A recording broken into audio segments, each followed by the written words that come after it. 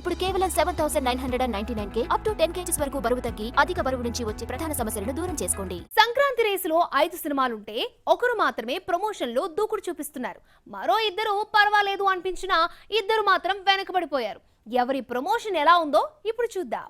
13న వస్తున్న వెంకటేష్ సైంధవ్ ప్రమోషన్ లో ముందంజలో ఉంది. ఇప్పటికే కాలేజీలు రౌండప్ చేసేశాడు. తనదైన స్టైల్ కు భిన్నంగా జనాల్లోకి దూసుకెళ్లిపోతున్నాడు వెంకటేష్.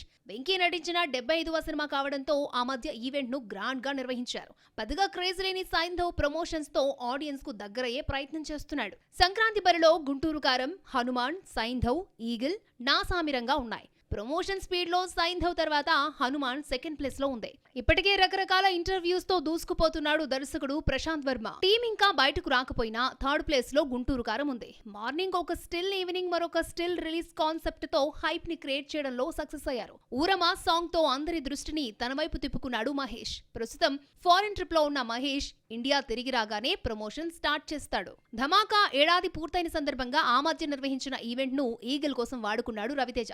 సరైన ప్రమోషన్ ఇంకా స్టార్ట్ చేయలేదు. ఇక నాగార్జున నా సామిరంగా ఆ మధ్య వరుస అప్డేట్స్ తో సందడి చేసినా స్లో అయిపోయాడు. సినిమా ప్రస్తుతం బిజినెస్, థియేటర్స్ కొరతను ఫేస్ చేస్తోంది. ఇలా సంక్రాంతి ప్రమోషన్ లో బ్యాక్ బెంచ్ లో ఉన్న నాసామిరంగా కొత్త సంవత్సరంలో షురూ చేస్తారేమో చూడాలి మరి.